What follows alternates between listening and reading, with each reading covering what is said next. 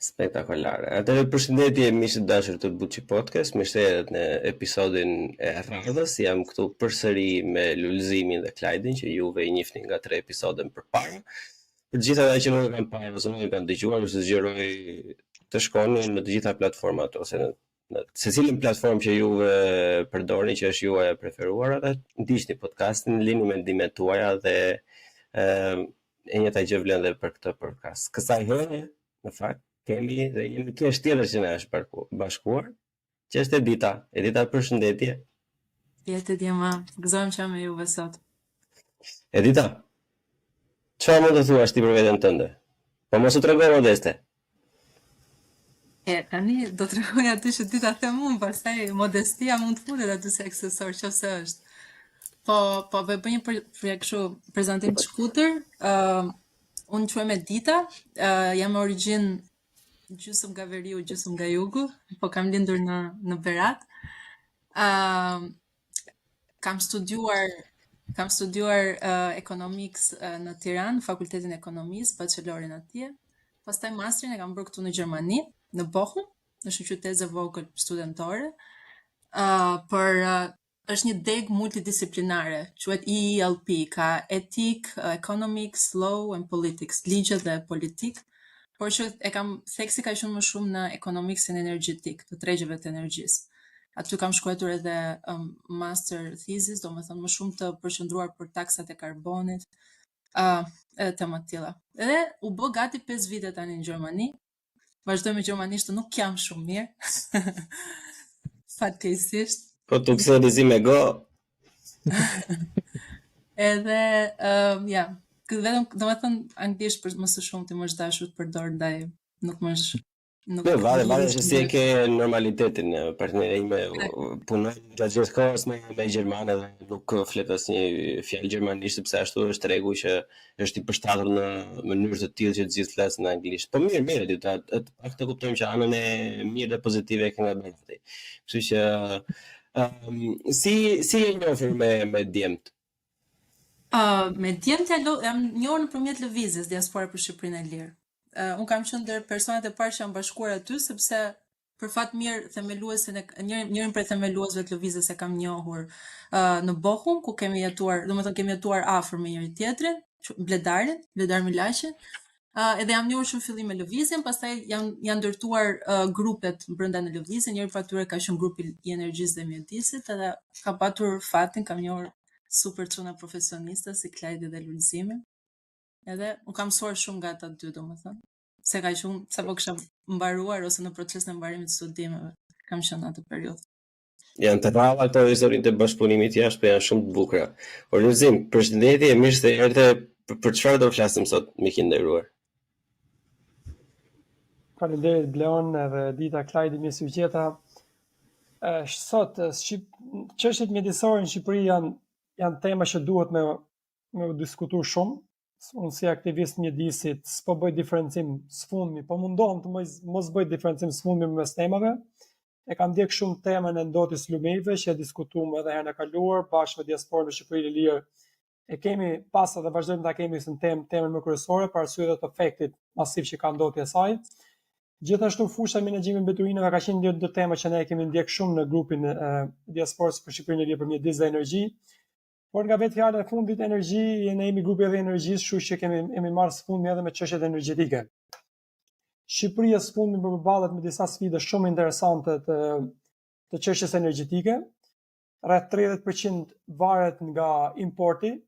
Kjo për arsye sepse varësia e madhe nga energjia e ujit, hydropower plants, nga burimet e ujit për arsye të ndryshimeve klimatike, po ka goxha probleme që nuk mundet më ta mbushë Shqipërinë me energji elektrike, prandaj duhet me importuar. Dhe si rregull kur importoni duhet me importuar edhe me shtrenjtë.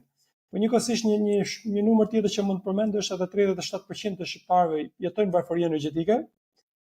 E gjitha kjo për arsye të politikave jo të duhura që po ndjek qeveria shqiptare, meqense Shqipëria ka një potencial të jashtëzakonshëm për energjitë rinovueshme. Dhe kjo është arsye pse ne jemi sot këtu, të diskutojmë për mënyrën se si Shqipëria duhet bëjë diversifikimin e energjisë për të plotësuar kushtet apo nevojat e qytetarëve të saj me çmime të përballueshme, por njëkohësisht të respektojë edhe standardet agjendës gjelbër apo mjedisore, duke u siguruar që energjia që prodhohet jo vetëm sot, por edhe afatgjatë të jetë e përballueshme edhe ekonomikisht. Më shumë këtë pjesë e dita mundet me fol për taksën e karbonit, meqense ai ka studiuar në detaje.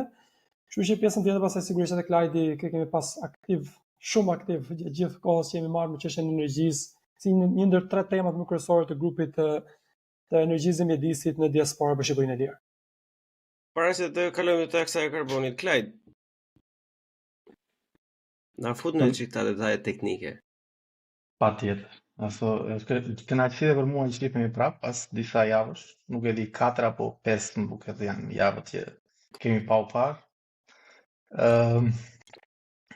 Çështja e energjisë është një çështje shumë e rëndësishme për zhvillimin ekonomik dhe social të Shqipërisë. Domethënë, nëse zgjidhim çështjen e energjisë, energjia mund të kthehet në një motor të ekonomisë tonë.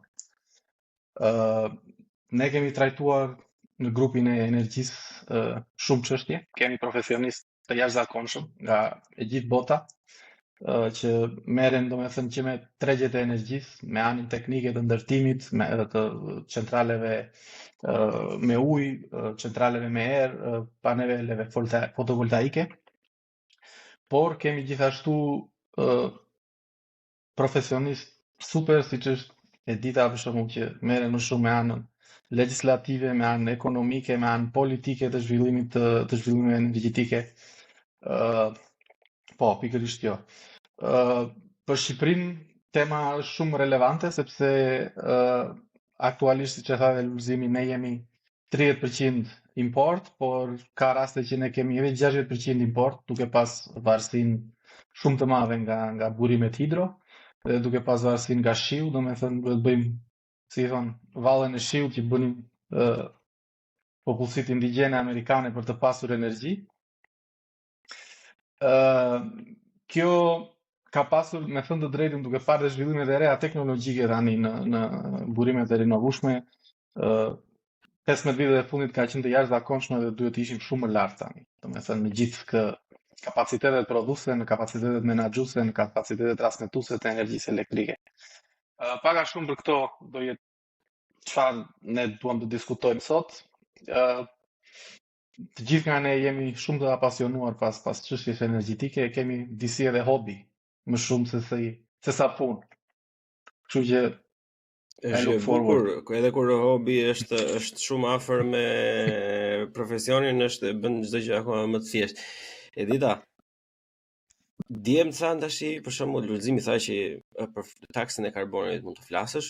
Unë jam një person, ta them paraprakisht, që i kam kështu më bëjnë gur në vesh ka sa herë fjalën taks, i kam një çik zët, kështu nuk më pëlqen shumë si fjalë. Edhe Klajdi përmendi më vonë, domethënë për ekspertizën e pjesës ligjore etj.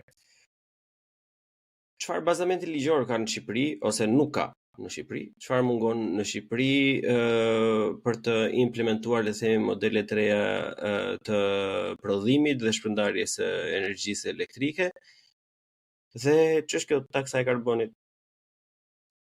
Po, do të flas specifikisht për kujt taksë referohem, se duket pak si term shumë përgjithësues dhe duket sikur po i referohemi se taksa karboni në vende ndryshme kanë ekzistuar shumë kohë përpara, po unë po referohem një temë që në fakt është shumë temë nxehtë edhe në Europë për momentin, dhe është një taksë sapo aprovuar nga Bashkimi Evropian edhe pritet që të ketë impaktin në vendet që nuk janë pjesë të Bashkimit Evropian. Edhe do mundohem tani në aspektin ligjor, unë nuk jam eksperte e ligjeve, kështu që do mundohem më shumë në drejtimin ekonomik të jap përgjigje pyetjeve të tua, që mos të futem në ekspertizë që nuk më takon edhe nuk mund ta bëj shumë mirë. Tani taksa e karbonit që i referohem, në anglisht është termi Carbon Border Adjustment Mechanism, quhet. Taksa është mekanizmi i rregulluar i karbonit, quhet, e përkthyer pak trash në shqip, po themi, dhe është një taksë e cila synon në fakt taksa duket se ka qëllim mjedisor. Në fakt qëllimi është më shumë ekonomik, pasi do që të rrisi konkurrueshmërinë e industrisë në Bashkimin Evropian. Duke qenë se duhet të dimë që gjitha industrinë në Bashkimin Evropian ka më shumë rregulla, ka më shumë taksa të karbonit se sa çka çdo industri e rënd ose jo jashtë Bashkimit Evropian. Dhe qëllimi është të rritet konkurrueshmëria, që jo gjigantët më të mëdhenj të industrisë në Europë mos të duan të lëvizin në vende ku legjislacioni mjedisor është më i butë dhe nuk ka të njëjtat shtrëngime. Dhe ky është qëllimi kryesor i taksës. Tani Bashkimi Evropian këtë e mbulon duke i dhënë qëllime mjedisore për ta bërë më sensibël për publikun. Dhe qëllimi i taksës është, pra, kjo taksë do vendoset në kufirin e Bashkimit Evropian, duke filluar vetëm nga materialet ose produktet që janë të industrisë së rëndë, po themi hekurit, çeliku, çimentoja, apo fertilizers, harova. Ushqysit bimor. Eksakt. Po. Do me thënë do filloj me këto, nga që këto e kanë supply chain e kanë më pak kompleks. Dhe kjo, dhe deri këtu është okay, edhe duket sikur nuk ka shumë impakt për Shqipërinë, që të kaloj pak ta drejtoj ku është impakti për Shqipërinë, sepse ne nuk kemi industri që eksportojmë jashtë ose që eksportojmë në Bashkimin Evropian. Por problemi i kësaj është që kjo është vetëm periudhë fazë përgatitore taksës, do me thënë ata kanë filluar vetëm duke provuar me këto 3-4 produkte të para, do me thënë. Dhe më pas ajo do shtrihet pothuajse në të gjitha produktet që eksportohen për në Bashkimin Evropian. Dhe këtu pastaj fillon edhe risku për vende si Shqipëria. Pse? Sepse ne nuk kemi një infrastrukturë të ndërtuar për monitorimin, për raportimin e emisioneve të karbonit. Do me thënë ne mund të prodhojmë diçka në Shqipëri që pak të janë gjërat që prodhojmë, por gjithsesi ne nuk mund ta masim se sa është përmbajtja e karbonit që ka ky produkt që është krijuar. Dhe kjo është problemi, do me thënë që është kapur akoma në fazë në gjenezë, po themi se akoma taksa nuk është aplikuar e plot, po gjithsesi është shikojmë në perspektivën më afatgjatë gjithmonë. Nuk e din nëse duhet që sepse mund të flas do bëj unë një pyetje. Më bëj pyetje dhe Clyde, të lutem, nëse se ke problem gjatë kohës kur nuk flet ta fikësh pak mikrofonin se vjen ca goditje kështu, nuk e di. Nga pas. Okej, se unë po marrë një vibe, kështu një energji sikur gjithë juve jeni dakord me këtë taksën e karbonit dhe nga ana politike, nuk po flasim për çështjet ambientaliste, sepse nuk ka mendoj njëri që është i shëndetshëm në tru që nuk do që ambienti të mbrohet dhe çdo gjë të bëhet të prodhohet në mënyrë më të pastër. Unë me aq pak sa di dhe theksoj, me aq pak sa di, jam kundërshtar i fortë i taksës së karbonit, pak ashtu siç kam kuptuar unë, sepse ti përpara e përmende shumë mirë, që do implementohet në fillim tek industritë e rënda, por që në fakt në Europë janë industri pothuajse kryesore, që kanë, le të themi, japin vërtet një goditje jashtëzakonisht shumë të fortë industrisë në përgjithësi. Dhe kur themi industrisë, nuk është se intereson njeriu shumë as për aget, as për korporatat, sepse në fund fare Bleoni, Klajdi, Lulëzimi dhe Edita do të paguajnë. Çdo gjë, domethënë, do rritet të çmim, nuk ka kuvete ndryshe.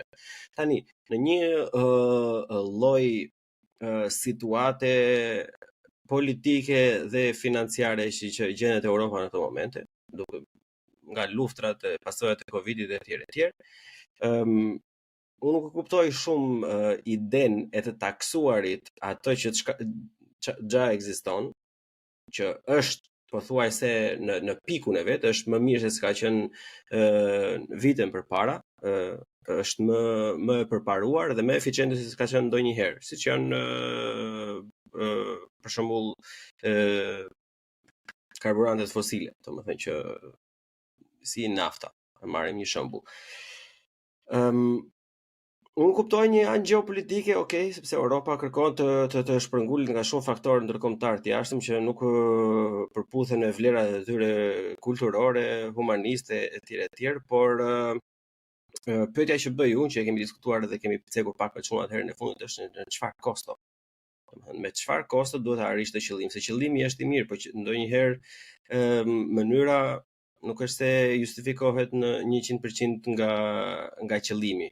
Sepse ne duam të vëmë atje në Shqipërinë nëse do të implementonim, në qoftë se do të implementonim diçka të tillë, do ishte për shembull zhytse për çdo lloj biznesi apo industrie që ne po mundohemi të krijojmë edhe duke ushqyer kështu me pikatore siç bëhet në Shqipëri.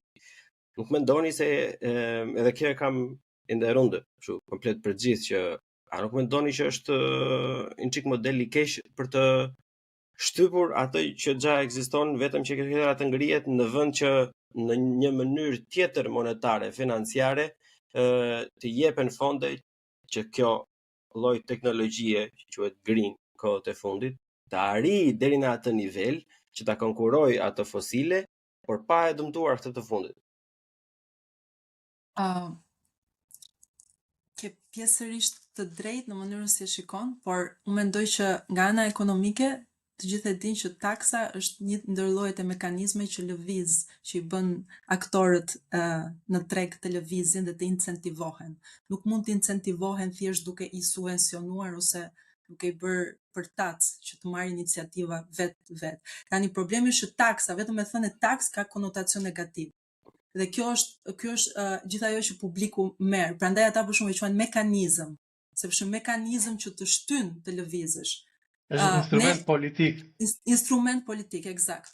Prandaj nuk duhet parë vetëm në nocionin negativ, sepse po ta mendosh, të paktën për këtë taksën që ne po flasim, ka një mënyrë se si vendet mund të shmangen nga pagimi i kësaj takse, domethënë nga jo pagimi në kufi, po themi, që në kufinë e Bashkimit Evropian ata duhet paguajnë këtë taksën. Kush është mënyra? Mënyra është që vetë vendet të ndërtojnë sistemet e tyre të matjes së taksës së karbonit. Çfarë do të thënë? Në momentin që ti ke një National Carbon Emission System, një sistem ndërkombëtar të emisionit të karbonit, do të thotë që ti vetë si shtet ke mënyrën, ke instrumentin tënd se si e mat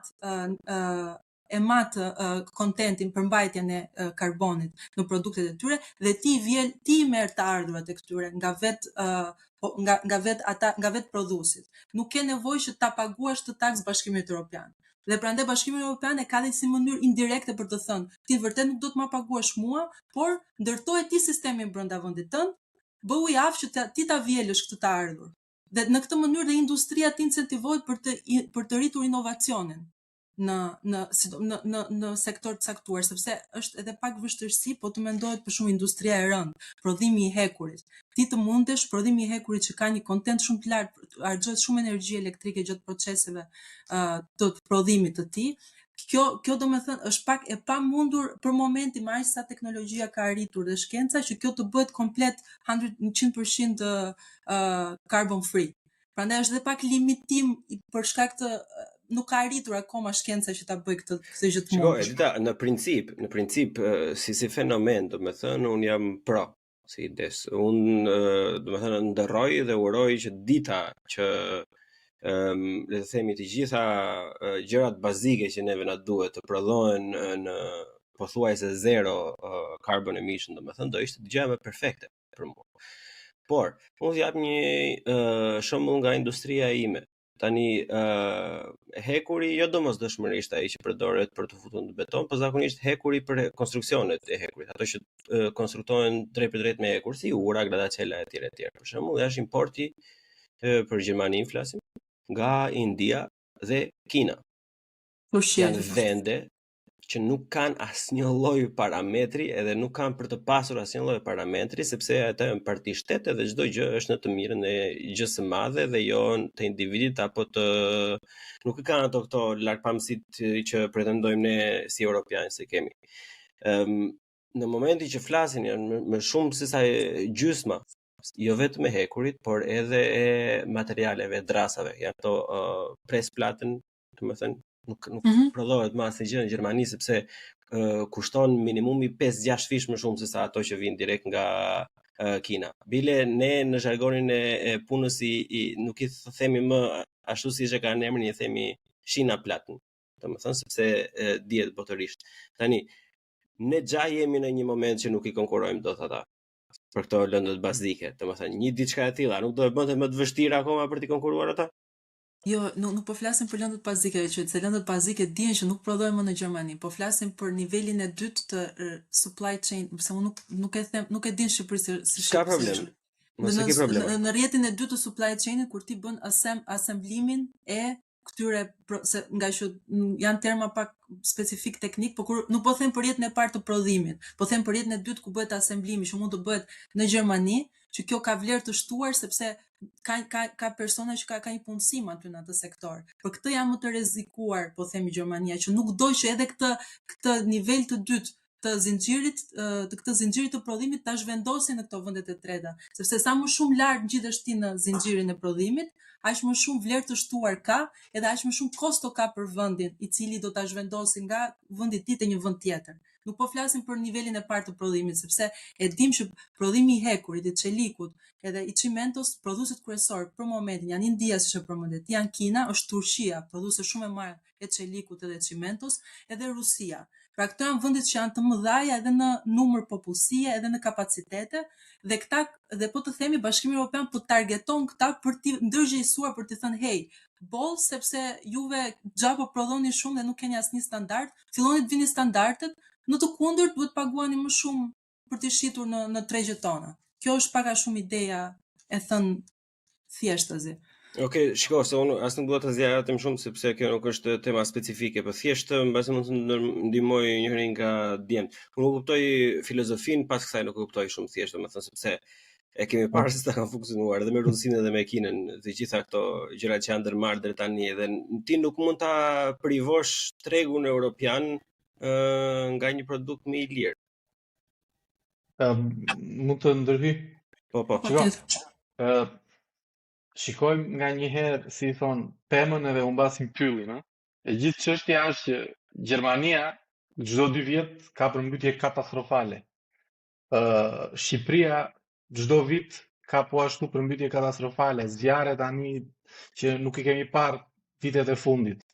Këto ekstremet klimaterike e kanë një arsye. Për shembull Brazili që unë punoj shumë, gjithë shteti i Rio Grande do Sul, që është një shtet sa Gjermania, ishte gjithë në ujë. Domethënë nuk ka ndodhur ndonjëherë në historinë sa ka që maten domethënë prurjet e lumenjve apo rreshtet, nuk ka ndodhur ndonjëherë në historinë e shtetit të Brazilit. Domethënë këto nuk janë evente që janë të ndryshme nga njëra tjetra. Këto janë gjitha të bashkuara. Edhe gjitha këto është problemi i karbonit. Edhe kjo taksa e karbonit është një incentiv politike që të gjitha këto vendet që nuk duan, ose thonë shiko se ne nuk e kemi luksin që të mendojmë për karbonin, ti vendosësh në rresht dhe të thuash nëse do të bësh biznes në Bashkimin Evropian, sepse Bashkimi Evropian nuk është Amerika tregu më i madh në botë, është Bashkimi Evropian. Po. Domethënë ekonomia më e madhe në botë është Bashkimi Evropian. Dhe nëse do të bësh biznes me Bashkimin Evropian, duhet të ruash disa rregulla. Sepse për ata, domethënë industria e çelikut për Indinë ose industria e çelikut për Turqinë, siç tha Edita, janë deg shumë të rëndësishme. Domethënë nëse ti mbyll eksportet e çelikut me Bashkimin Evropian për këto vende, krijon problem të paprecedent, domethënë krijon destabilitet ekonomik, krijon destabilitet politik, edhe politika është e detyruar që të përmbahet këtyre taksave. Domethënë taksat janë që nga emri janë taksative, duhen bërë. Nëse nuk bëhen, nuk ka biznes. Domethënë duhet mbajtur pak në një perspektivë pak më të gjerë. Domethënë çfarë po ndodh, edhe do bëhet edhe më keq në 30 vitet e ardhshme. Domethënë kjo është bindja ime, se secili beson çfarë të dojë. Mund të jesh Trumpi dhe të besosh që shikoj nuk ka climate change. Domethënë do vazhdojmë të nxjerrim naftë, do vazhdojmë të djegim qymysh, do vazhdojmë të djegim gaz. Klajt, bindja jote sigurisht, por bindja jote është bazuar dhe në fakte dhe në shkencë. Jo, po nga bindja e Trumpit, mos krahasojmë bindje të tilla se ne mundi me besu gjithçka, por kjo është fakt. Kjo është shkencë që po përmend. Njeriu beson ku të doj. Nuk për fos fakte. Domethënë ka fakte nga të dy anët. Ka dhe fakte që thonë që nuk ekziston ngroja globale. Domethënë ka profesorë dhe shkencëtarë të njohur që e mbështesin këtë ide. Por unë besoj këtë tjetër, që ngroja globale është realitet, edhe nëse ne duam që unë do bëjmë fëmijë tani, edhe nëse dua që fëmia im të rritet në një botë më të mirë, do të mendosh që shiko, në 100 vitet e ardhshme, ndoshta nuk do jetë një planet siç është sot. Kështu që është e gjitha një tragjedie që vjen. kisha. Lulzim, çfarë është projekti në lidhje me Shqipërinë në këtë drejtim? Ose ideja? Po, ideja Blon një përmbledhje do të nxjerr nga konferenca për energjisë që kishte në 3 maj, ku me të vërtetë u mblodhen ekspertët më të mirë shqipfolës, që jo gjithë jetojnë në Shqipëri, po që drejtojnë që menaxhojnë organizatën më të mira të rajonit, siç është organizatë nga më ndryshme, kishim edhe për përfaqësues nga Ministria e Mjedisit, s'po vjen një ndër organizata që ishte një person që përfaqësonte. Po dhe një përfaqësuesi Energy Community. Energy Community, faleminderit. Po, nga Energy Community edhe në fund fare nuk është mendimi im apo i Editës apo i Klajdit, aty u mblodhen shumë mendime ekspertësh. Edhe përmbledhja ishte shumë e qartë që Shqipëria ka nevojë për diversifikim të energjisë, siç u përmend për arsye të varësisë nga importi, për arsye të problemeve të ndryshimeve klimatike, pavarësisht se i beson apo nuk i beson dikush në Shqipëri, është fakt problemi me ndryshimet klimatike dhe varësia nga burimet hidro. Dhe gjithë raportet, gjithë rezultati ishte që Shqipëria nuk e ka luksin të investojë në burimet e gazit, nuk e ka luksin të investojë në termocentrale, por e ka luksin dhe mundësinë të investojë në energjinë rinovueshme. Prandaj, nga shumë arsye dhe shumë përmbledhje që dolën bashkë, Shqipëria duhet të investojë në diversifikimin e energjisë drejt energjisë rinovueshme. Edhe kjo ishte ajo arritja më e madhe, sepse unë kam disa dhëna këtu që aktualisht për Ballkanin pendimor vetëm 7% energjisë elektrike vjen nga energjia diellore dhe nga era. Kur rajoni ende mbështetet shumë në energjinë nga shënjyri dhe hidrocentralet. Një fakt tjetër që e kam është që projektet energjisë rinovueshme, energjisë pastër, mund të gjenerojnë 4 herë më shumë energji elektrike se sa termocentralet me gaz, duke kursuar mbi 9 miliardë euro për rajonin ballkanik dhe duke shmangur 103 milion ton emetime të dioksidit karbonit gjatë jetës tyre. Që këto janë fakte reale që flasin qartë që ne duhet të ndërgjegjësohemi, duhet të zgjohemi dhe të mendojmë jo për mbrojtjen e mjedisit, sepse unë ai koncepti që tentoj të përdor më shumë është zhvillim i qëndrueshëm dhe jo mbrojtje mjedisit, sepse mbrojtja mjedisit mund të jetë edhe një anshme, mund të ketë pasojë sociale që unë nuk jam shumë pro edhe pse jam goxha aktivist për mjedisin. Por zhvillimi i qëndrueshëm i prek të 3 elementet kryesorë, që është elementi mjedisor, që ne nuk mundemi të prodhojmë pa e mbrojtur mjedisin. Ka shku koha, unë gjithmonë e krahasoj me çështjen e është ndryshe efekti kur hidh një shishe në lum para 30 vitesh, ndryshe kur e hedhim sot. Se para 30 vitesh mund të ishte shishja e 5 apo e 6, kurse sot është shishja 1 miliard, 1 miliard 2 dhe sigurisht efekti është tepër më i madh. Siç e përmendi edhe Klajdi apo çështja e fëmijëve që sa ne duam që të rriten një ambient shëndetshëm, duhet minimumi që mjedisi i pastër. Faktori i dytë është social. Ne nuk mund të pranojmë që fëmijët tanë apo miqtë tanë apo vetë apo kur çdo qoftë në botë prodhojnë kushte sociale skandaloze. Po njëkohësisht gjitha këto dy pikat e para duhet të përmbledhen nga ana ekonomike. Do të thonë ekonomikisht duhet të jetë e qëndrueshme. Të gjitha këto e bën një zhvillim qëndrueshëm që i plotson gjithë kushtet dhe biznesi mund të ecë përpara. Kështu që ne sot, qoftë Shqipëri, që jemi një shtet shumë i vogël, që efektohemi nga çdo lloj ligji apo takse evropiane apo globale apo kudo, ne po shkojmë në atë drejtimi që besoj çdo shtet i botës drejt centralizimit. Do të thonë Shqipëria i ka kushtet për ta mbajtur veten me energji, i ka kushtet për ta mbajtur veten me ushqim, me bujqësi. Do thonë kemi goxha kushte për ta mbajtur veten të paktën qëndrueshëm deri në një farë pike, që sigurisht do vajemi gjithmonë, globalizimi është aty dhe mbase nuk i shmangemi, edhe pse unë nuk është jam ndonjë super tifozi i globalizimit, vetëm për gjëra domethënë shumë tepër të rëndësishme që nuk e di çfarë mund të jenë gjëra tepër të rëndësishme, nuk do të zgjatëm shumë, vetëm po shkoj drejt mbylljes, unë do bëj në Shqipëri, po ndërtoj parkun e ekonomisë qarkulluese. Një ndër objektet që po ndërtoj është një qendër për edukim që po bëhet nga dengjet e Bykut. Domethënë përveç se domethënë gjithçka është lokale, përveç se mbase metaleve që është u detyrova të mbuloja, 95% po di pak a shumë është material lokal, që mund bëhet me forca lokale, me njohuri lokale. Kështu që ne nuk kemi nevojë gjithçka ta importoj sepse e marrim më lirë. Në momentin që ne bijem dakord ta marrim një diçka nga Kina me çmime të lirë, ne duhet me ditë pasojat që po i shkaktojmë vetes, po edhe gjeneratat të ardhshme. Nuk duhet me u mbajt vetëm tek çështja ekonomike që po i kursojmë 2-3 euro, sepse ato 2-3 euro nuk janë asgjë për anën shëndetësore. Dhe ajo që do të shtoja shkurt është ndërtimi i rrugëve. Unë shikoj ndërtimin e rrugëve, pa jap si shembull çështjen e ngrohjes globale. Tani sfumi u hap autostrada Milot-Kashar, që sigurisht ka ndikuar jashtëzakonisht shumë pozitivisht në trafik, në lehtësimin e trafikut në zonën e fushkrujes, turistë që vinin nga Kosova etj. Por njëkohësisht është shtruar një rrip i zi po në atë zonë. ai rripi zi grumbullon energji të jashtëzakonshme. Në situatën që ne e kemi, një rrugë plus për çështjen e ndryshimeve klimatike është skandaloze. Prandaj është bërë Tirana pothuajse e pajetueshme, këto rrymat e ngrohta është për arsye të betonit tepër që përgumbullon sa më shumë energji. Kështu që mbrojtja e mjedisit, gjelbërimi s'mund të jetë ndryshe sepse me të vërtetë po na dëmton çdo ditë. Këtë verë, siç është shkruajtur edhe në gjermanisht, zomer des hölle zomer, diçka e tillë, domethënë vera e djallit që ja ku jemi në Prishtinë mund sot, s'ka ndodhur ndonjëherë të djersitesh në Prishtinë në 9 darkës e të mërshme. Jo, pra ata këtë drejtë, me thonë, nuk kam pasur fair share timin e të studiuarit të konstruktimit rrugëve, të me thënë, edhe në një podcast që për asol fola shkurtimisht, por do të bëhet diçka tjetër më të shkurtër për më të detajuar, pasi është gjë që më intereson dhe mua. Ne jemi jashtë lloj standardit edhe mua nuk më vjen keq fare për asnjë lloj aktori politik apo governancë që mund të qarkulloj, sepse është jo vetëm një fatkeqësi do ta quaja unë, po është më shumë një katastrofë mënyra se si bëhet konstruktimi i rrjetit infrastrukturor dhe ndërtimi i tyre. Domethënë që nuk ka, duke filluar që nga barierat mbrojtëse akustike etj. Domethënë janë shumë gjëra, domethënë që po të hyj asaj unë të flas këtu me juve të katërve një orë vetëm sa gabime bën në 100 metër rrugë që shtrohet në Shqipëri. Por le të kthehemi pak temës. Po. Mund të shtoj diçka tek ajo që tha Lulzimi për konferencën që mos ta humbim fokusin dhe pastaj mund të lëvizim me flasim më gjerë.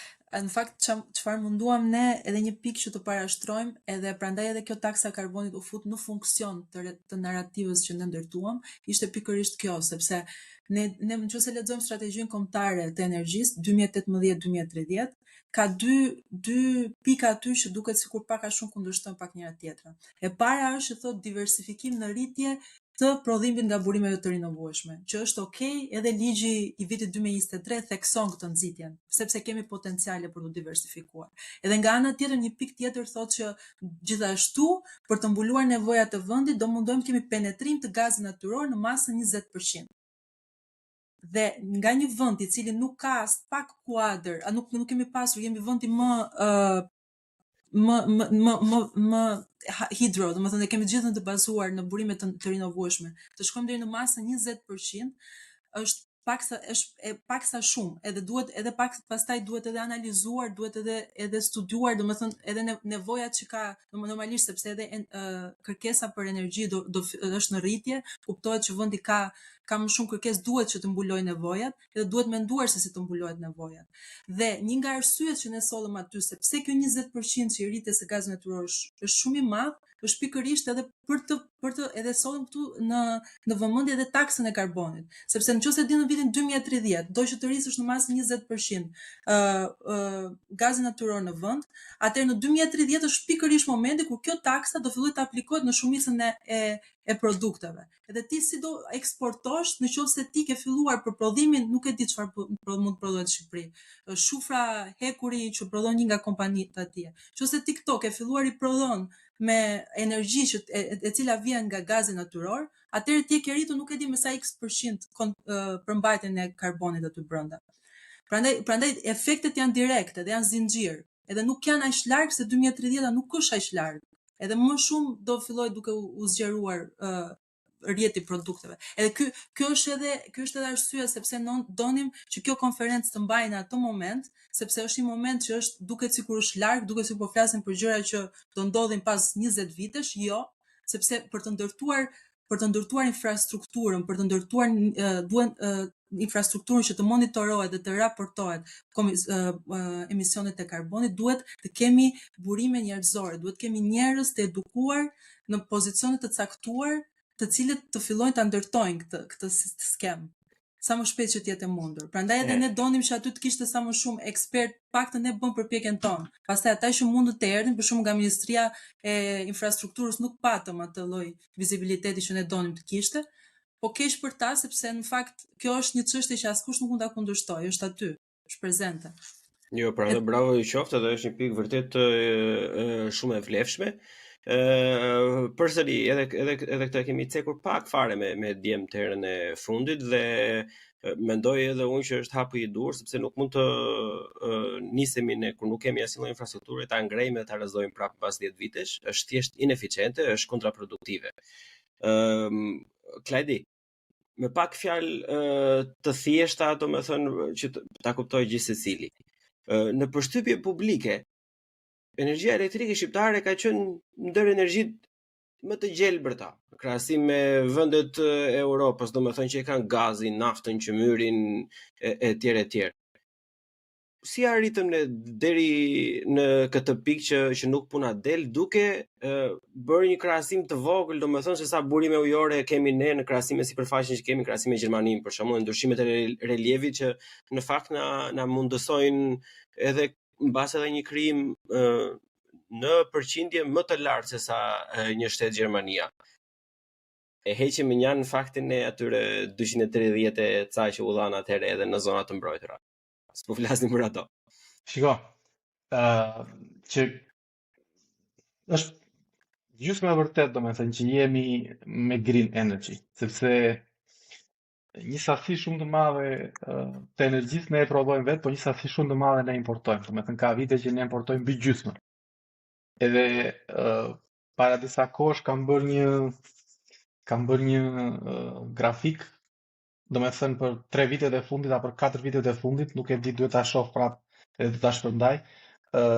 Ne kemi importuar nga Serbia rreth 600 milion euro në 3-4 vite energji, që nuk është energji e gjelbër, sepse ata e prodhojnë energjinë e tyre me qymyr shumicën. Domethënë ky është një problem shumë i madh. Problem tjetër shumë i madh që është disi teknik, edhe këto 200 ca hidrocentralet e vogla që thua ti, që faktikisht duhet të jenë tani rreth 360 në 2024. Nuk është vetëm problem i zonës. Si janë rritur, unë mendoja se ishin shkurtuar ato nga që ishin disa ilegale. Jo, ato do rriten derisa të arrin 620. Janë kontratat koncesionare të dhëna për hidrocentralet. Ka anulluar ministria rreth 70 prej tyre, por për 6-7 vjet ndoshta do kemi rreth 500 hidrocentrale të vogla. Me thënë këto janë të cimentuara në gur, kontratat janë fiks, nuk mund të ndryshojnë. Këto kjo ishte një ide shumë e gabuar, sepse nuk ishte një strategji zhvillimi. Domethënë këto ishin më shumë si qoka kur u dhanë atëherë, edhe po të shikosh grafikun në vitet elektorale, ikën dhënia e koncesioneve stratosferë, pastaj zbret poshtë, 3 vjet, pastaj vite elektorale prap fluturon, domethënë. Këto hidrocentralet e vogla kanë një përparësi, domethënë që e kanë rritur disi prodhimin e energjisë elektrike, por jo në vende që na duhet. Domethënë sepse edhe energjia nuk është e centralizuar thjesht, energjia është decentralizuar. E fut në rrjet aty ku ka nevojë. Edhe shumë herë këto hidrocentrale na bëjnë keq për rrjetin, domethënë, ne duhet t'i fikim këto sepse rrjeti s'ka kapacitet. Megjithse u paguajmë çmimin siç do prodhonin me kapacitet të plot. Plus që ta janë prodhues me përparësi, domethënë me sistemin energjetik shqiptar, këta duhet të futin energjinë të parët. Domethënë, futin këta energjinë, pastaj fut keshi, pastaj fut çdo tjetër. Edhe kur ne kemi energji me shumicë nga keshi, jemi detyruar të mos ta fusim në treg, sepse e prodhojnë dhe për prodhuesin e përparësi, që janë hidrocentralet e vegjël. Kjo është skandaloze, plako. Është një gabim shumë i madh i sistemit, domethënë ne keshi e shet energjinë me 10 euro për megavator, kurse këta e shesin me 70 euro për megavator, domethënë 7 herë më shumë. Është një problem shumë i madh, por kjo është teknikalitet, me thënë të drejtën, sepse ka disa gabime të tilla që ndodhin për shkak të mungesës të strategjisë. Domethënë nuk ka pas një strategji të mirëfillt se si do zhvillohet Shqipëria. Domethënë ka qenë shumë amulli. Domethënë nga një anë do rritim energjinë, siç e tha Dita në strategjinë e 2018-2030, nga një anë thonë do rrisim përqindjet e burimeve të rrugëvueshme, nga ana tjetër thonë do rrisim gazin, edhe vetë nuk e din se çfarë bëjnë, edhe bëjnë diçka tjetër në fund. Domethënë shkruajnë strategji, po gjithë zhvillimi ekonomik bazohet në tekat e njërit apo të tjetrit, edhe në interesat e momentit. Kjo është shumë e rëndësishme. që nga shumë e frikshme e gjitha. Okej, këto e zëm se i kemi në xhep këto 500 që do dalin në krye të disa viteve. Nësa kuptova unë, domethënë, tek projekti ideja që juve keni, ose që jeni pjesë e cilës, qëllimi është që të zhvillohet, të zgjerohet ose të krijohet nga fillimi infrastruktura e prodhimit të energjisë diellore dhe asaj prej mullinjve të erës, domethënë. Është në fazat e para, është thjesht një dëshirë dhe ka filluar, le të themi, krahasimi nga vendet e huaja për të pasuar me implementimin, apo është diçka domethënë më konkrete që mund të jenë piketuar edhe zona specifike se ku mund të krijohet një ferm diellore edhe ku mund të krijohet, le të themi, një pyll i mullinjve të erës. E pret nga mua përgjigje? Nga cili Mund ta shtjelloj un pak. po. Në 2-3 vitet e fundit kemi pas shumë zhvillime në këtë aspekt. Domethënë shumë vonë, por kemi pas shumë zhvillime. Domethënë janë tenderuar ose janë aprovuar, tani lexova një lajm, rreth 440 megawatt pikë të instaluara, që vetëm nga burimet fotovoltaike. Që po ta bësh në relacion me çfarë prodhon Shqipëria, është rreth 25%, domethënë 20-25% e gjithë prodhimit shqiptar ose gjithë kapaciteteve të instaluara, jo e prodhimit. Se prodhimi është tjetër gjë. Domethënë po ecet në këtë drejtim. Shqyqyr zoti me vonesë, por po ecet. Thjesht duhet patur parasysh tani që kur investon kaq shumë në energjinë eolike, në energjinë diellore dhe në energjinë eolike, duhet investuar shumë edhe në kapacitetin e rrjetit. Sepse rrjeti është shumë i rëndësishëm për transmetimin e energjisë. Para disa ditësh kishim një blackout shumë të madh në Shqipëri. Edhe ka indicie që mund të ketë qenë Shqipëria, domethënë që ka qenë Rajon, problemi. madje. Po, ka qenë problemi për gjithë rajonin. Sistemi transmetimit shqiptar. Problemi është që energjia e erës dhe energjia diellore i ke kur nuk e di kur i ke. Domethënë kur i ke duhet i futesh më njëherë në rrjet. Nuk është si hidrocentrali që shtyp butonin kur do ti. Edhe rrjeti nganjëherë nuk mund ta mbajë këtë gjë. Prandaj ka tani ide të rëndësishme, domethënë kaskadën e Devollit, të ndërtohet një stacion pompimi, domethënë bateri hidrocentral, edhe Keshi, me sa informacion kam unë, do të ndërtoj një stacion tjetër pompimi në hidrocentralin e Komanit, që kur kemi shumë energji në rrjet, ta marrin edhe ta fusin në pompa e ta përdorin ujin për më vonë. Kjo është pak më shumë ide e zhvillimit tani. Okej, pyetje, le të themi disim jo praktike, po për ta kuptuar më shumë për ne që jemi jashtë fushës. Energjia ujore, domethënë pavarësisht se ka ata butona që ti, gjithsesi është lidhur drejt për drejt me faktorët natyror, siç i përmendëm përpara, domethënë që kur ka ujë ka energji, kur s'ka ujë s'ka energji. Shumë e thjeshtë. E njëjta gjë vlen edhe për burimet për mullinjt e erës, nuk jam shumë i edukuar, por më e njëjta gjë do të lej edhe për fotovoltaike.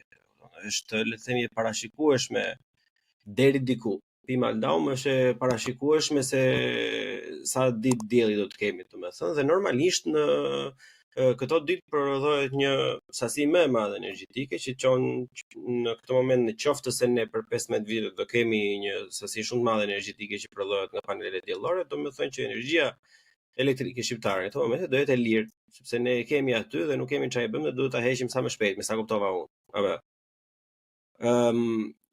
Kam mënyra mbase legislative jo, po kështu gjeoekonomi për në rajon se si mund të shmanget këto shpërdorimi ose shitja me shumë pak lekë dhe më vonë blerja, pastaj kur nuk kemi as diell edhe as erë me shumë lekë, sepse kjo është diçka për shembull që e kemi provuar ne këtë, mamja e ka kuptuar dhe çdo qytetar shqiptar këto 6-7 vitet e fundit, domethënë kur kanë ardhur ato skandalet që shitej me një fraksion të asaj që bliej më vonë. Mos u zini. Unë do Jo, shtoj nuk diçka pastaj për mundësitë e ruajtjes së energjisë së diellit, edhe sa efektive janë, por mbase Klajdi do të thotë diçka më konkrete për pyetjen tënde Blan, ose Edita nuk e di kush do të fliste. Po, Kled mund të vazhdosh. Unë do shtoj E në dyta, një. jo se nuk ta privatizoj prandaj. Jo, nuk ka si Jo, më jo, s'ka problem. Thjesht ne na duhet tani nëse do të vjen informacioni më shpejt, s'ka problem. Jo, po për këto çështje jam marrur më shumë në grupin e energjisë, prandaj domethënë për sistemin e prodhimit dhe për sistemin e ruajtjes. Këto janë fusha ime. Shiko, energjia ka edhe një dimension kohor, domethënë ti mund ta kesh në hidrocentrale aty, po duhet ta dish se kur do ta përdorësh. Tani çfarë ndodh? Ne ujin e kemi gjatë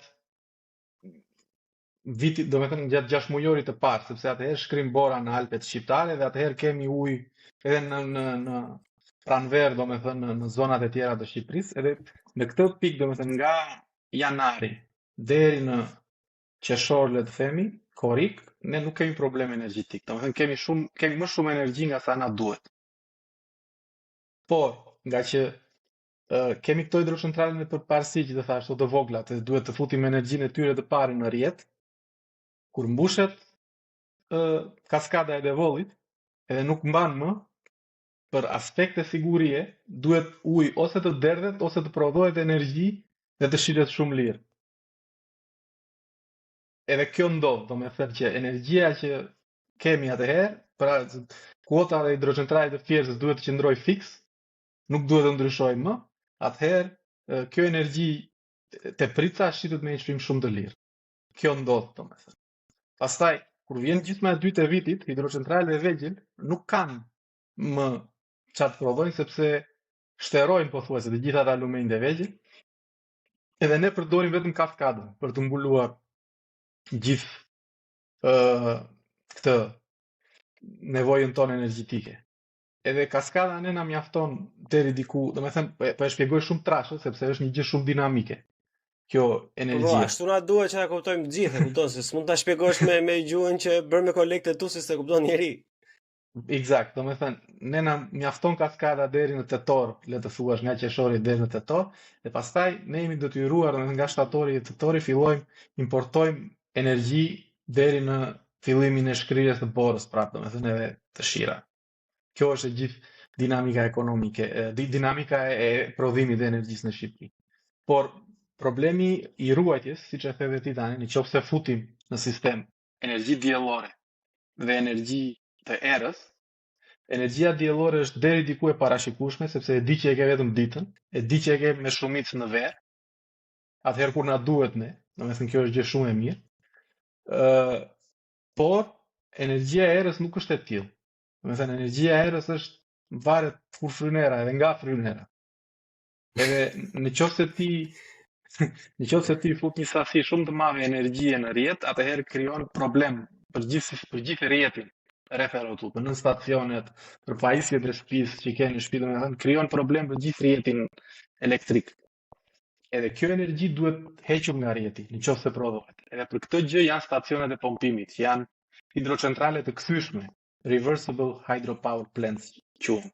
Domethënë që kur ke shumë energji në rrjet, ti ke një pomp shumë të fuqishme që merr ujë nga një hidrocentral poshtë ose nga një rezervuar poshtë edhe e çon lart, dhe kur do ti energji, domethënë kur është e nevojshme që s'ka shumë energji në rrjet, e sjell energjinë poshtë. Kjo ka një eficiencë prej 80% me pompat e reja tani që prodhohen.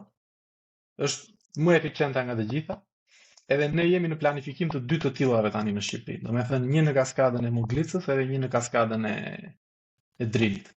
Spektakolare. Unë për parë kam dëgjuar për këtë metodë rreth, diku të 8 apo 7 vite përpara, kemi ndjekur një projekt atëherë gjatë studimit në Zvicër, çka tillë është identike e njëjta gjë që ata po ndërtonin. Ne ndishim nga ana inxhinierike si ndërtonin, domethënë jo qëllimi i vërtetë që kishte, dhe ishte vërtet shumë interesante. Tani duke parë nga ana ligjore që ta bëjmë çik të larmishme, domethënë unë kam disa pyetje tjera teknike, por nga ana ligjore po themi ose platforma të ndryshme që është detyruar qeveria ose shteti apo ku di unë të vëjë në bazë paraprake që të mundësojnë këto lloj projekte. Ti the që janë 2 projekte që kanë nisur, do të thënë kishte edhe ato investime të tjera përpara për aq Janë akoma në fazë studimi fizibiliteti që të dyja. E kuptoj. Me legjislaturën që kemi tani në Shqipëri, domethënë, është e mjaftueshme çdo gjë për të ecur përpara? Domethënë, jemi në stadin ne që neve na mungojnë thjesht, le të themi, në thonjza fondet ose dëshira vullneti për ta bërë, apo na duhet të ndryshojmë në një gjë tjetër, domethënë që ta bëjmë të mundur ose minimumi më të thjeshtë se sa është. Diçka do të shtoja këtu Bleon, tek e mbaj mend për herë të parë kur shkova në Gjermani para 10 ditësh, parapërsisht nga avioni bëri përshtypje se si qytetet gjermane janë shumë të grumbulluara, apo fshatrat edhe shtëpiat në Shqipëri ishin shpërndarë si kur i kishin mbjellë, i kishin hedhë faret nga avioni. E sot s'po bën më shumë përshtypje kjo, edhe pse ja di dhimbjen edhe probleme që shkakton diçka e tillë në fusha të ndryshme. Sot po ajo që më bën përshtypje është mesatarisht do thoja nga 10 shtëpi në veri në jug të Gjermanisë, ku unë edhe kam më shumë lidhje dhe një pjesë familjes, nga 10 shtëpi 9 janë me panelet diellore në çati. E kur vin Shqipëri, nga 10 shtëpi 10 ose 9 janë pa panele diellore. E që të thoja mbështetje ligjore duhet të jetë duke munguar në Shqipëri pa që nevoja me lexu ligjin së pari, pastaj mund ta lexojmë edhe mund ta shtjellojmë. Unë kur e bëj krahasimin me Gjermaninë është nga 10 shtëpi në Gjermani, po flas më shumë nga pjesën e jugore të Gjermanisë që e njoh më mirë, 9 shtëpi janë me panele solare në çati. E në Shqipëri është e kundërta, nga 10 shtëpi 10 ose 9 janë pa panele solare. Ku njëkohësisht Shqipëria i ka deri në 300 ditë me diell, e Gjermania mesatarisht do thoja 1/3 e ditëve me diell i ka sa Shqipëria. Kështu që automatikisht pak të krahasojsh Berlinin që është më shumë i errët se sa Madrid, sigurisht Shqipëria fakt sigurisht Berlin, Hamburg kemi plot qytete të errëta. Kjo është edhe një fakt që Shqipëria automatikisht ka më shumë fuqi për të prodhuar nga energjia solare. Ajo që doja të shtoj është edhe një e nxjerr nga konferenca e energjisë ishte që çdo 6 muaj ka rrisin në panelet solare. Do të thonë çdo 6 muaj ka përmirësime. Çdo ditë e çdo muaj po bëhen më të lehta, po bëhen më efektive. Nuk e di ku është stadi aktual i kërkimeve për të bërë panele diellore që thithin edhe energji natën. Do të thonë pritet të rritet efikasiteti i tyre që edhe natën të thithin një pjesë të energjisë. Nuk e di saktësisht se si funksionon, por të paktën ka shku puna deri aty. Para se të bëhesh në pjesë të takimit edhe në video po shikoja pllaka të tjegulla të paneleve solare. E di që ka panele solare tani po gjithçka që po funksionon. Nuk kam blerë disa llamba së fundit, gjithçka po funksionon panele solare. Kështu që mundësia për të prodhuar, për të mbajtur vetëm energji nga panele solare është definitivisht një mundësi shumë e mirë. Pyetja është pse nuk po investojnë shqiptarët aq shumë sa gjermanët apo shtetet e tjera ngjashme. Kjo është arsye sepse sigurisht mungon mbështetja politike, mbështetja ligjore. Që automatikisht i bie që mungojnë iniciativat financiare që një qytetar i thjesht shqiptar ta marrë guximin të investojë në panele solare, sepse për momentin sigurisht është goxha e kushtueshme, por jemi bindur që me një mbështetje iniciativë ekonomike shumë kush mund mblidhet dhe mund të mbledhë forcat për të investuar kur ka një siguri që kjo punë do t'ia vlejë mbas 5 vitesh apo 10 vitesh. Mund marr një shembull nga Kosova. Kosova po mbështet për izolimin e shtëpive sepse po kanë humbje goxha të madhe energjisë. Edhe mijëra shtëpi sfumi janë izoluar në Kosovë sepse shteti dha një iniciativë. Nuk e mbaj mend saktësisht sa përqind ishte 30 apo 40%, por mjaftoi për të nxitur qytetarët e Kosovës për të bërë izolimin, edhe pse 70% akoma ishin një shumë madhe financiare, po ja dinë rëndësinë e tyre, dhe ky është momenti besoj shumë momenti i duhur që edhe në Shqipëri të bëhen iniciativat të duhura sepse njerëzit e qytetarët janë goxha të informuar dhe janë të gatshëm për të marrë hap të tilla. Lulzim, unë kam diçka e dita do kthehem te ty se pyetja në fakt që ishte shumë e rëndësishme ajo që bëra përpara dhe ty do ta bëja të pyetje, po që mos ta harroj këtë gjë e vogël.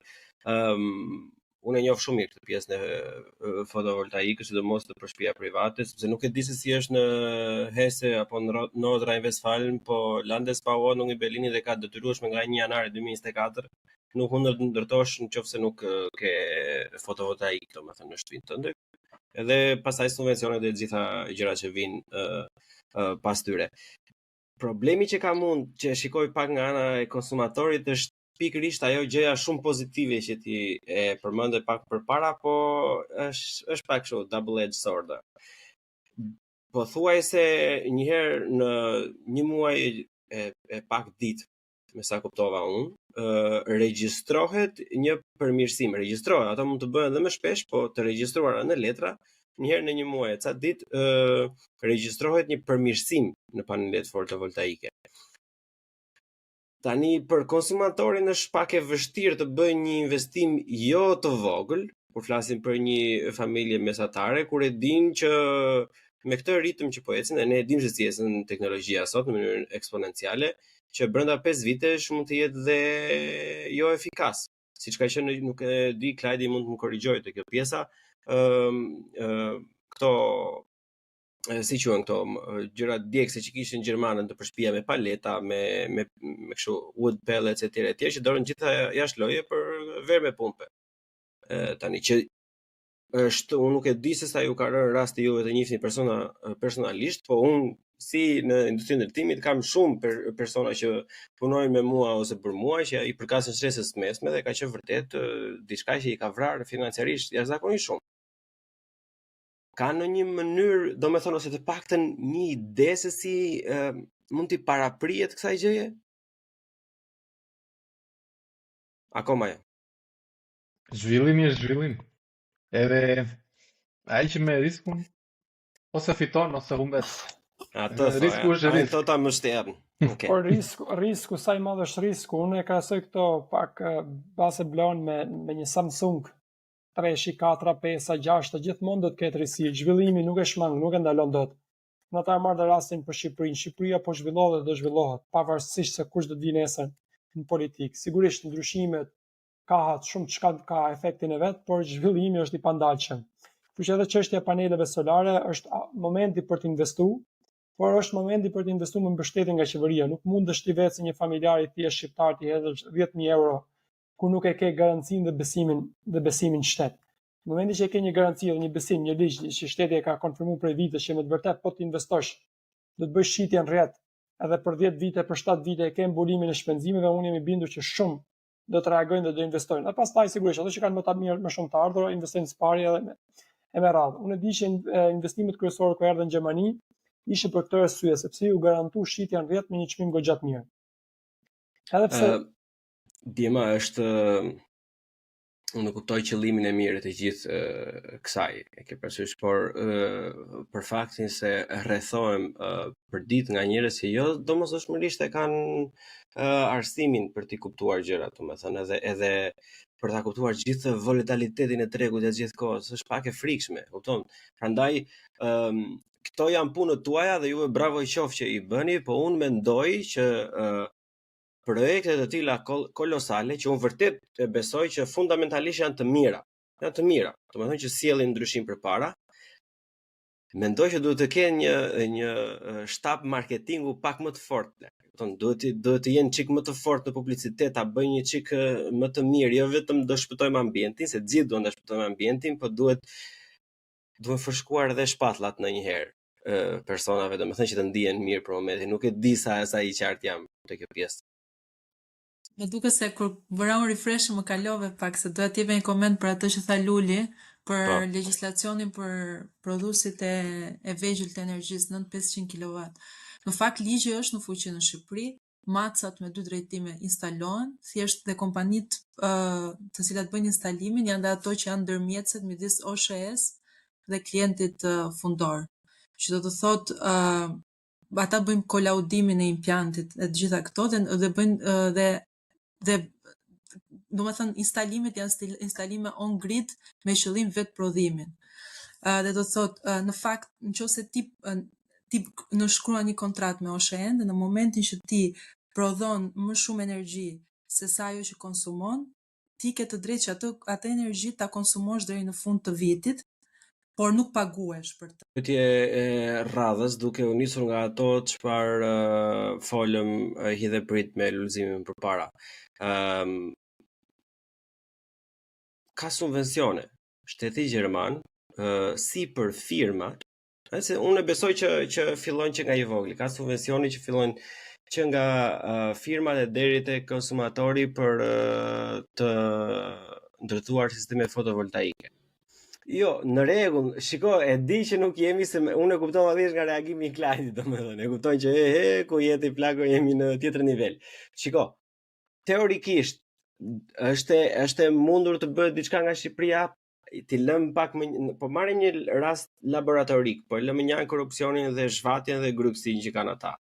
Domethënë, ka ndonjë gjë që tjetër që i pengon ata për të kryer një hap të tillë?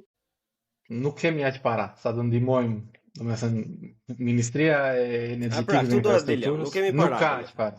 Jo, Okay. domethënë kjo mund të arrihet me fonde Bashkimit Evropian, po fondet Bashkimit Evropian po mbyllet turbine e tjera avash nga ne, nuk e di, po i pat lajmet e fundit për i partin.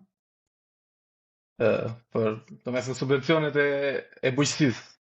Bashkimi Evropian nuk i jep më për shkak të problemeve që sapo zulet i në gojë.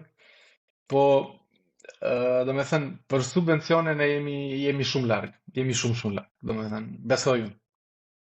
Edhe nëse do jepte do ishin në një farë pike pa llogaritshme fare, domethënë për gjithë vlerën që ka një instalacion, një mbi çati.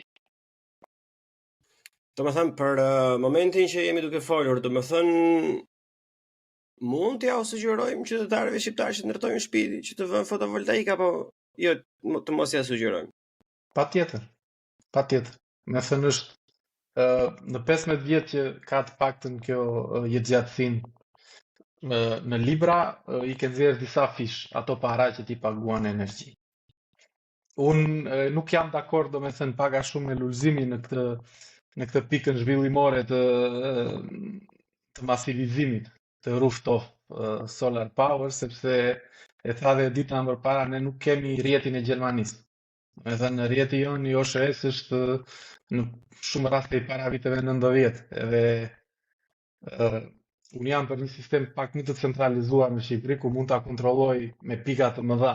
Domethënë për mua kjo është akoma për 20-30 vjet më e mira për Shqipërinë. Pastaj ndoshta mund të mendojmë domethënë që edhe çdo qytetar ta prodhoj vetë energjinë e tij edhe pastaj te pricën ta futi në rrjet. Qartë. Lulzim. Jo aty ku po bëni. Do vini në një gjësi për në qati apo? Kjo ishte e pyetje që po doja Bleon, edhe pyetje që doja t'i bëj edhe Klajt dhe Ditës, që ne po flasim për energjinë, por a ka dikush nga ne panelet solare në qatin e tij? Ne definitivisht përkasim shtresës mesme të toja dhe ka mundësi balkoni Klajt plot. Unë e kam balkonin nga veriu, kështu që do të nxjerrë disa helika nga balkoni, dashur, marrëzherën e veriut. Është mes pallatesh, edhe era nuk ka. Pel.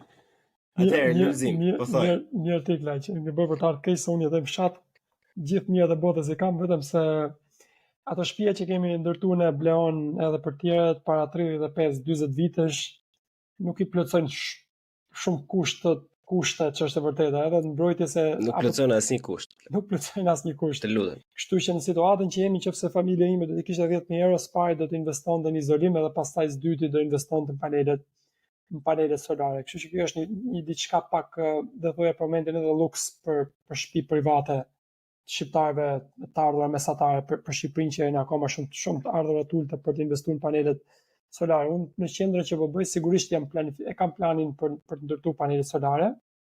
Por panelet solare unë po llogaris diçka 15.000 euro plus minus, që është një shumë goxha e madhe për mua për momentin, pa shumë qindra mira euro investime se sa kam, sepse besoj që ta përmenda në fillim fare mbi 30.000 euro kanë shkuar vetëm dokumente e letra e taksa që i kanë paguajtur qeverisë. Kështu që ti kisha pas një reduktim, ato para do të kisha aty dhe sigurisht nuk do t'i mbaj aty për të ja, pra për këto gjëra po flasun, po jo thot Klajdi, kupton? Ja, mos ti kishin marrë gjysma, kupton? Pikërisht, ose ta jepi një iniciativë. Për shembull, në rastin që bën 15.000 euro, nëse ato thonë shiko, 5.000 euro, 10%, 20% po investon shteti, sigurisht unë marr motivimin dhe vullnetin sepse e kuptoj dëshirën e mirë. edhe sigurisht do të investoj. Unë që me qenë se të barazon pak për Clyde-in, se si ishte dakord për diçka edhe unë do të barazoj pak Clyde, jo se bësha ka pat keq, por thjesht unë nuk pretendoj nga Shqipëria të ndaj 10 miliardë euro për panele solare. Por ama shumë pres të ndaj 2 milion euro, 5 milion euro. Le të bëhet shembull, qoftë në institucionet publike, qoftë në shkolla siç e përmend pak e dita, qoftë shtëpia private, qoftë në nuk e di se si mund bëhet një tender, një bingo që një zonë të hidhen 2 milion euro, 1 milion euro. Nuk i ka problem qeveria shqiptare këto para. 1 milion, 2 milion nuk janë shumë. Sepse të njëjtën gjë po bën në startup-at. Agjencia e startup-ave ka hap një thirrje për mbi 3 milion euro që po shpërndahen bizneset nga më ndryshme. Një nga ato fituese do është edhe kompania ime. Sfundi para një jave morë lajmin shumë të mirë pritur. Kjo diçka e tillë mund bëhet sigurisht siç u bë për startup-at, mund bëhet edhe për panelet solare. Unë mendoj që ka mundësi Shqipëria ka buxhetin, jo gjithmonë do vajemi nga Bashkimi Evropian, sepse është diçka që ne mund vetë prodhojmë, gjithmonë ku investojmë diçka për të prodhuar vetë, qoftë në energji, qoftë në bujqësi, qoftë kudo, unë mendoj që qeveria shqiptare ka mundësi për ta hap një derë të tillë që të paktën të rrisim motivimin edhe të kuptojmë, siç u përmend pak rrjeti, unë kuptoj problemet e rrjetit, por rrjeti në Shqipëri çdo ditë edhe përmirësohet. Kështu që pse jo të përgatitemi ne, jo 10-15 vite klajse shumë është, nuk do shkojmë aq gjatë, por do edhe më shpejt do të vijë instalimi në Boçatia. Shko, unë jo më kote bëra si pyetje Lulzim që ka mjetë e shtetit shqiptar ka, sepse ne nuk kemi nevojë të shpikim rrotën nga e para, domethënë e kanë bërë të tjerën përpara, ne thjesht mund ta marrim ta implementojmë. Unë mendoj se në lidhje me energjinë, mbrojtjen e ambientit dhe kursimit të resurseve, domethënë, është reforma në industrinë e ndërtimit, është diçka që duhet të jetë pararendjasja e çdo lloj gjëje, përpara se ne të fillojmë me të ndërtuar dhe fermat edhe këto pyjet. Duhet të ndryshojmë mënyra se si ne i konsumojmë këto resurse që nuk i kemi, që kur ti kemi të dim t'i përdorim akoma më mirë, domethënë. Një nga këto në një raport që kanë shkruar unë këtu para 4-5 vitesh në TU Berlin, ka qenë që është nga ana legjislative jashtëzakonisht shumë e thjeshtë në qytete si Tirana, Durrësi, Fieri, Shkodra, Vlora për shembull, çdo person që ndërton 1 centimetër më shumë se sa një shtëpi private, domethënë, të jetë i detyruar të ketë sipërfaqe për parkim, që nuk kuptohet për Tiranën, për shembull, të gjitha pallatet e kulla, domethënë duhet të kenë disa kate, siç është Tokyo. Dhe sipër me fotovoltaike dhe fasada fotovoltaike ose fasada që le të themi vjelin energjinë e erës. Edhe këto janë gjëra për shembull që tashmë janë në treg, nuk janë më koncepte, tashmë janë në treg, domethënë edhe un kam një që me shumë mundësi do të filloj nga mezi 2025-s që përdor teknologji të tillë. Tani shumë persona mendojnë se kjo është e pamundur, edhe unë këtu në fakt mendoj të kundërtën, sepse ne nuk po flasim më për Klajdin dhe Bleonin që do bëjnë një shtëpi në Saranda apo në Berat për të futur kokë, por për diskutojmë për kulla që gjenerojnë me miliona për mos të miliarda euro ndonjëherë. Dhe në qoftë se nga 30 milioni vajte 31, so what? Është në të mirën e të gjithëve, domethënë. E gjithë pjesa e ndotjes së ambientit në Shqipëri dhe shkaktimit të dioksidit të karbonit, për shembull, vetëm se si qarkullon në gjithë trafiku është për faktin se rrugët janë skandal, nuk ka një planifikim urban. Gjithë ato makina se janë disa gjëra që duken jashtëzakonisht shumë të vogla, domethënë thonë njerëzit që pse merresh kot me këto gjëra, po vetëm Mahamanja po do dërgosh një skuadër të numëroj sa makina arrin ndezur sepse nuk kanë ku parkohen në Shqipëri, domethënë do dalë një shifër që vërtet në krahasim me aq vend i vogël sa jemi ne, nuk është më e papërfillshme. E nëse këto godina të mëdha që kërkojnë kaq shumë mbajtje të gjitha këto tege që të ura, këto kullat marrin jashtëzakonisht vërtet shumë nga i gjithë trafiku, duan kapilar. Domethënë unë nuk e di se si funksionon në Shqipëri, po e shlisu këtu kur e kam bërë unë, domethënë ka një nga temat më kryesore. Nuk të jepet as leja ndërtimit etj, pastaj për mos të kaluar prap në utopi. Po këto janë gjëra që janë të bëshme, edhe janë të bëshme thjesht me një lëvizje gishti, mjafton të jetë vullneti për të bërë këtë gjë, sepse nuk e ndalon asnjë gjë shtetin shqiptar të thojë që, okay, u bë çau bë sot, kjo është këtu, por që nga sot e tutje do bëhet ndryshe. Nuk e pengon asnjë gjë. Nuk ka asnjë ligj, asnjë regulator, domethënë që të thotë që jo, pse kjo bie në kundërshtim me filan ligj apo tjetër. Nuk ka. Thjesht mungon vullneti. Kur them mungon vullneti, nuk e di nëse juve e shihni të tre në të njëjtën mënyrë, po unë mendoj se mungon stafi i kualifikuar në Shqipëri. Mungojnë njerëzit që kanë ambicie, mungojnë njerëzit që kanë dëshirë të paktën për të provuar diçka. Unë nuk po them që gjithmonë do funksionojë, mbase kjo që them unë nuk funksionon. Unë nuk jam i martuar me atë ide, nuk kam jetën time, nesër do ndryshoj mendjen prapë për diçka tjetër, nuk ka asnjë lloj problemi. Po unë mendoj që ka shumë mangësi të provimit edhe të studimit të ideve të reja në Shqipëri. Nuk e di, nëse jeni të njëjtin mendim, edhe nëse mund të keni ndonjë sugjerim tjetër, domethënë në masa paraprake, pa filluar akoma me këto që përmend. Unë jam plotësisht dakord me këtë që thua. Domethënë, po ta përmenda edhe pak më përpara, domethënë si me sistemin energjetik, ashtu me planifikimin urban, edhe me planifikimin e territorit, domethënë zhvillimin e mjedisit. Kriteri për mua është oportunizmi, domethënë nuk është strategjia edhe ideja se si do të bëhet. Domethënë gjithë kriteri është oportunizmi. Çfarë na duhet tani e bëjmë tani, nuk mendojmë për nesër. Na duhen 10 vota, do japim 20 leje. Na duhet një deputet aty, do ndërtojmë 5 rruga atje. Domethënë nuk është asnjëherë në këto 30 vjet ose shumë pak, jo asnjëherë. Është në shumë pak raste, domethënë ideja e mire për të bërë diçka që do mbetet. Është thjesht oportunizmi politik mbi të gjitha, domethënë, po edhe financiar, domethënë për të përfituar diçka nga ajo që bëhet aty.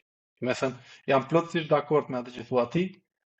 Problemi është në thelb, domethënë që çdo zhvillim, çdo aspekt i zhvillimit ekonomik, domethënë planifikimi urban, energjetik, mjedisor, gjitha domethënë janë për të oportunizmit edhe jo të zhvillimit, siç duhet të jetë. Atëre, Dema, duke filluar që nga lulëzimi Klajti dhe pastaj kur të ribashkohet Edita, keni ndonjë dëshirë, ndonjë qëllim, ndonjë thirrje dikujt, askujt në përgjithësi që do doni që të ndërmerrej si gjë në të ardhmen? Po, ajo që para shumë dhe ato që doja të thoja është që unë mendoj që Shqipëria është land of opportunities, ku shumë çka mund të përkthehet në një iniciativë pozitive dhe një zhvillim.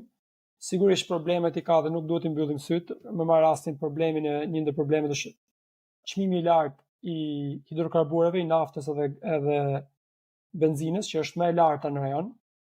Po llogaris 40 deri në 50 cent më shtrenjtë për litër se sa është në Kosovë. Por kjo është një dëm shumë i madh që po i bëhet popullit shqiptar, por nga ana tjetër është edhe një mundësi për të menduar për diçka më inovative. Marr si shembull makinat elektrike apo taksitë elektrike në Prishtinë që po bëjnë namin.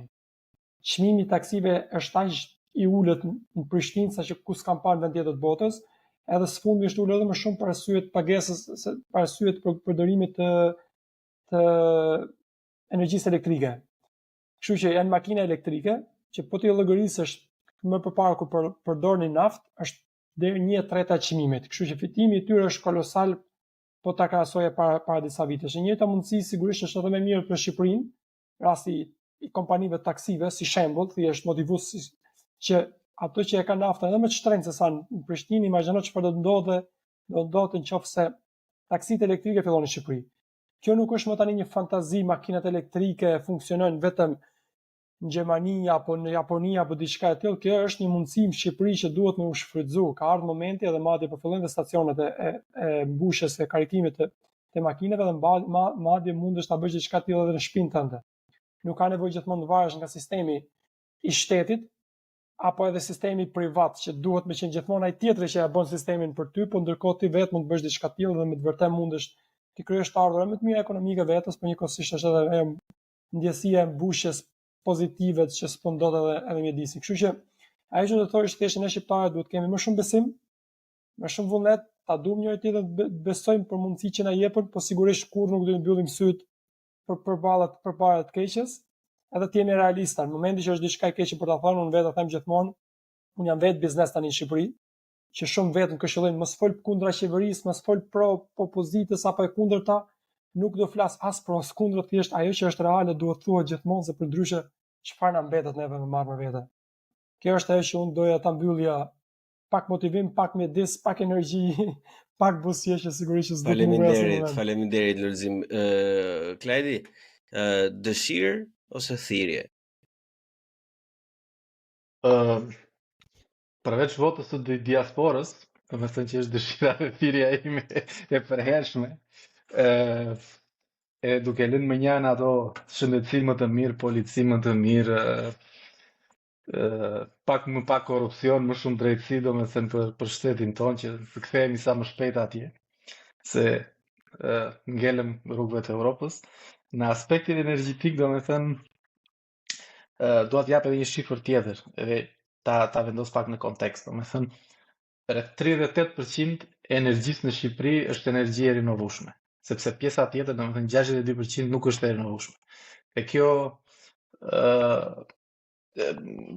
përfshin këtu edhe energjitë që përdoren për mobilitet, për lëvizshmërinë, domethënë makinat, për ngrohjen, gjitha këto lloje të tjera të energjisë. Nëse Shqipëria do përqafoj këtë tranzicionin energjetik edhe do kthehet në një shtet elektricitetit, dhe të themi vetëm energji elektrike, duke i kthyer dhe makinat edhe të gjitha sistemet e tjera, ne duhet të prodhojmë edhe 4 herë sa që prodhojmë tani, 3 herë gjysmë pak a shumë energji në vendin tonë. Kjo duhet, domethënë, dëshira ime është që ndryshimi të fillojë sa më shpejt, domethënë rritjen e kapaciteteve, rritjen e rjetit, përmirësimin e shpërndarjes, krijimin e infrastrukturës për lëvizshmërinë, për makinat. Nëse duam, sepse këtu edhe pak vite nuk do prodhohen makina me djegje të brendshme. Nëse edhe ne duam që të ecim si Europa, me thënë koha është the clock is ticking, si i thonë, domethënë duhet sa më shpejt që ne të fillojmë të rritim kapacitetet tona të prodhimit. Një orë më përpara. Exactly, domethënë pikërisht. Kjo është dëshira ime, ose kjo është thirrja ime. Spektakël. Edita, nuk e di nëse na dëgjove pak më përpara, unë ju luta të treve, domethënë të shprehni një dëshirë ose një thirrje e drejtuar dikujt ose edhe masës në lidhje me, le të themi, ndryshimet energjetike të nevojshme për Shqipërinë. Më shumë si thirrje, do ishte kështu një fjali për mbyll, se duke e lidhur pak me atë që tha Klajdi, edhe unë nga ajo që kam kuptuar nga diskutimet e ndryshme që kam pasur edhe me profesor të mi, në fakt që janë edhe ekspert energjisë edhe në këtu në Gjermani, dhe punojnë me landin edhe me politikë bërjen e energjisë. Ata e shikojnë gjithmonë dhe më thonë gjithmonë që ke fat se vjen nga një vend i cili ka një model për t'i dhënë botës, nëse dini ta menaxhoni mirë veten tuaj. Edhe jeni fiks në momentin e duhur që t'i shfrytëzoni resurset që keni, edhe pastaj të bëheni dhe element edhe aktor në tregun rajonal ballkanik, po ndoshta edhe europian, po themi rajonal më së shumti.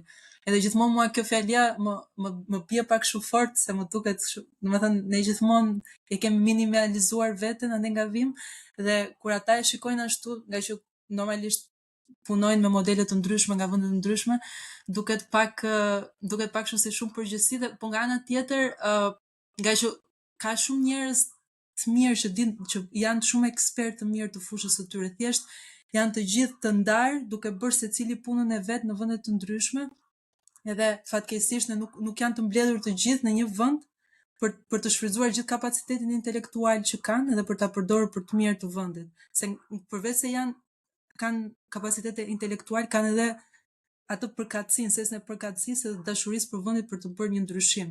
Që edhe kjo është komponent shumë i rëndësishëm se këtë nuk ja mëson dot njeriu. Këtë duhet secili brenda vetes e rrit çdo ditë. Edhe unë kam vënë re që ne gjithë që jemi jashtë e kemi këtë brenda, sepse askush nuk do jepte kohën e tij, vetëm një gjë që nuk i kthehet, nuk do ta jepte në funksion të një gjëje që është pak idealistike, sepse nuk e dim se si do shkojë. Edhe ne të gjithë po e bëjmë në një lloj mënyre, pa pritur në një gjë në këmbim, në tërësi, domethënë në këtë aspekt u kam shumë besim, edhe shikojmë çfarë do na sjellë e ardhmja, po që kemi shumë potencial, kjo është e vërtet. Bukur fort, sa e dita kësa here, e tham edhe në herën e kaluar, gjëja më e bukur kur nuk ke asnjë gjë është të ke shansin ta bësh mirë kur e bën herë të parë. Kështu që okay, le ta shohim gotën gjysmë plot.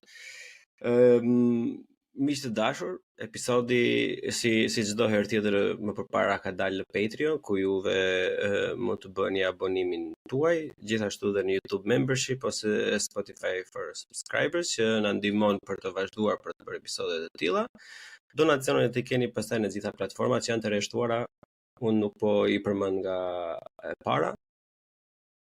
Klajdi Lulzim, Edita, ju falenderoj jashtëzakonisht shumë që morët kohë nga ditët edhe mbrëmjet tuaja të ngjeshura për të kryer këtë bisedë në Buçi Podcast, dhe shpresoj që mos të lodheni shpejt, edhe që të mblidhemi përsëri për tematika të njëjta, të tilla, të afërta apo edhe të tjera. Faleminderit për ftesë. Faleminderit për platformën Bleon. Është kënaqësi gjithmonë.